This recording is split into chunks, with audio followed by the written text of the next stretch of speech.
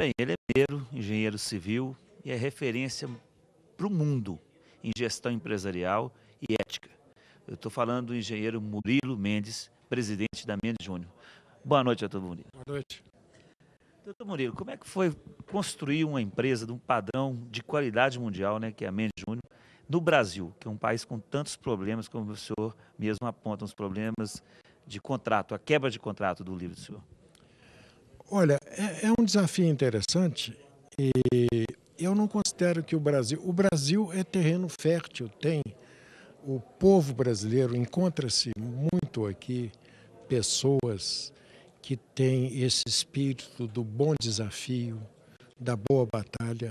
Não vejo grandes dificuldades, eu acho, porque o sucesso da empresa é o seu material humano.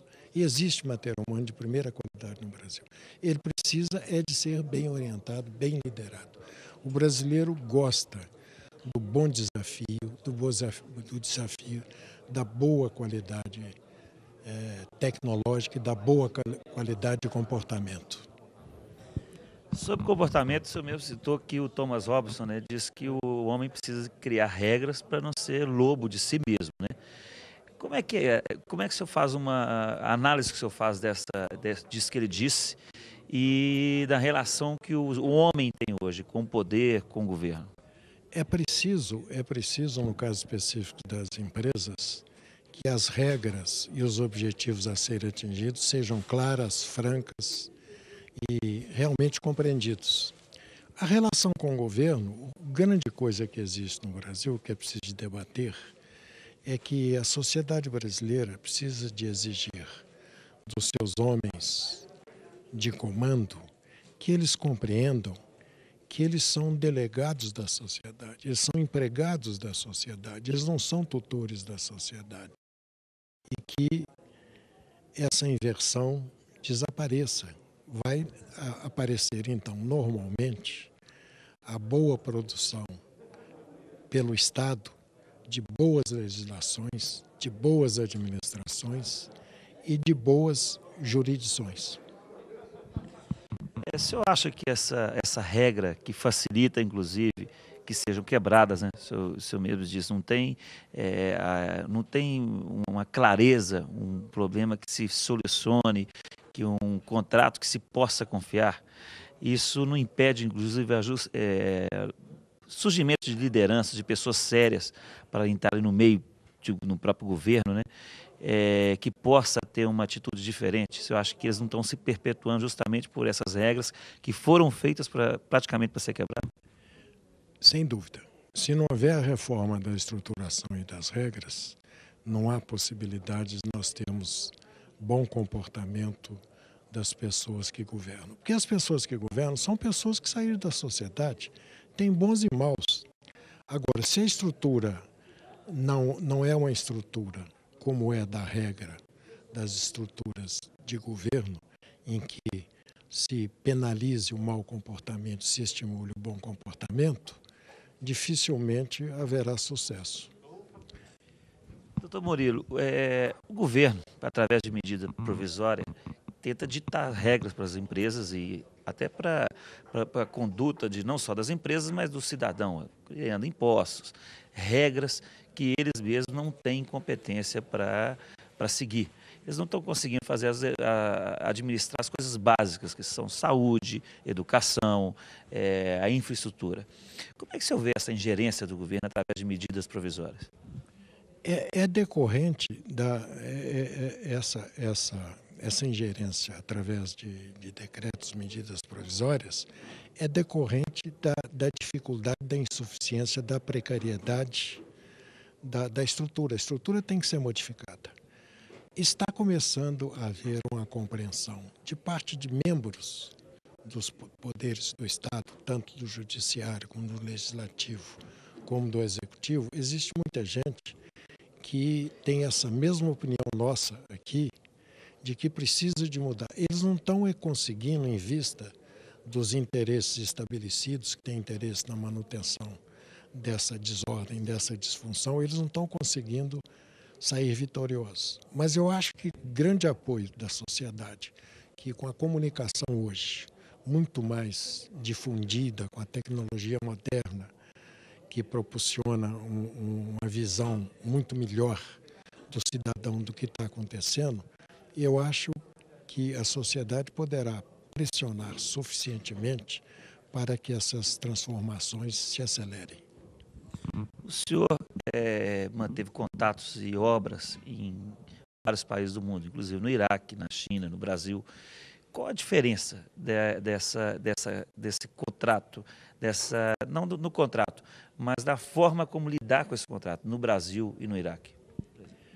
É diferente, são culturas muito diferentes. Agora, o que é importante para o cidadão que trabalha nessas condições é que ele conheça qual é a cultura daquele lugar para que ele possa se posicionar e eventualmente aceitar contratos em que ele possa se sentir seguro, embora essas estruturas não sejam primores democráticos, nem. É preciso do conhecimento do empreendedor, do ambiente onde ele está trabalhando. Agora, inegavelmente, as más instituições, elas geram situações desastrosas para os povos. Pode-se trabalhar perfeitamente no Brasil, mas para se sobreviver é preciso que se tome cautelas de tal ordem que tornam as coisas muito mais onerosas. Ou seja, aquele imposto que o cidadão paga, porque o Estado não produz dinheiro, ele tem que ser muito maior para poder absorver as incompetências geradas por estruturas falsas. Olha, o senhor é um homem muito sério, é competente, sério, e isso eu afirmo não só eu, mas as pessoas que conhecem o senhor, o trabalho do senhor, não só no Brasil, mas no mundo, afirmam isso. O senhor acha que a seriedade, a retidão e a ética atrapalharam os negócios da Mendes Júnior no Brasil? Que é um país que quem quebra as leis, quem não segue as leis, como o senhor mesmo disse, é um bandido. Então, se um país não segue as leis, ele está agindo como um bandido. O senhor acha que isso pode ter atrapalhado a ética que o senhor sempre conduziu os negócios, a rigidez e, enfim, a seriedade que o senhor sempre e transparência que o senhor quis fazer da empresa? Ora, isso sem dúvida, num certo momento, que o Brasil não foi sempre assim, não. O Brasil era um país normal, tinha alguns desvios, etc. Mas o Brasil, até a metade do chamado governo ditatorial, não sei se é metade, mas o governo ditatorial, não que eu seja a favor, muito pelo contrário, de ditadura, mas ele foi modernizador. E havia um padrão Depois as coisas foram degradando, etc., e se agravaram. E depois da democratização, devido a uma Constituição absolutamente inviável e realista, as coisas se tornaram muito mais graves, porque é aquilo que eu disse, onde há desorganização, onde há inviabilidade estrutural, a corrupção aparece. E não é só a corrupção que é o mal, mesmo onde não havendo corrupção, existe estrutura de poder que impede o desenvolvimento da sociedade, a sociedade paga um preço muito grave por isso. Verdade. Qual o conselho que o senhor dá hoje para o jovem que está começando uma empresa de construção, que começa a atuar no Brasil, que até certo ponto começou com esses escândalos todos que nós estamos vendo na própria imprensa, começou a ficar um pouco mais transparente também, porque muitas vezes poderia acontecer e não aparecia, né? Eu acho que vai haver certamente uma evolução, porque você, quando tem uma patologia e ela se torna evidente através da inflamação, através da febre, aí vem a interferência corretiva. Porque quando ela fica mais ou menos assim, agora é preciso que a juventude tenha a sensação de que nós, cidadãos, nós podemos combater qualquer coisa de errado. Não só a corrupção, nós podemos e devemos e temos a obrigação de combater qualquer coisa que nós tenhamos a percepção de que está errado. Isso parece estar até melhorando, né, doutor Murilo? A gente viu um exemplo, por exemplo, tem um homem um político, foi presidente do país, foi governador de Minas, que é tido como ético. Mas o governo, em Minas, sobretudo, não foi um governo satisfatório para Minas Gerais, que é Itamar Franco. E temos hoje um governador que é ético e que tem dado resultado. Inclusive essa área de obras que ele mudou totalmente a estrutura para acabar com aquela carta marcada e com isso que sobrou dinheiro em caixa, o governo tem pago em dia e tem pagado em dia as obras e tem feito muitas obras, inclusive.